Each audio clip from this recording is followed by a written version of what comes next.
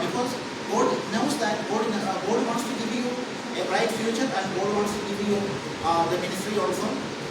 And again, Jesus says that if you are faithful in the little, I will give you more. Just like when Jesus told the parable of the talent. Everybody got a talent according to their abilities, and one person got 2 talents, another person got 5, another person got 1. And the person who got 5 talents, he did business with it, and he earned 5 more talents. And the person who got 2 talents, he did business with it, and he earned 2 more talents. And the person who got only 1 talent, what he did do? He did not do business with it, but what he did do? He hid it under the earth, and at the time of the accounting, the master came and demanded for the result. Then what was the reply of this person who hid his talent? He gave an unpleasant reply. So what the result was, he was cast out from the presence of his master. So God has given all of you right talents, and God will give you.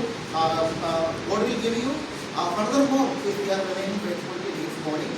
In the ministry, there is not in the ministry, in the spiritual mission field, faithfulness is required more than our successfulness.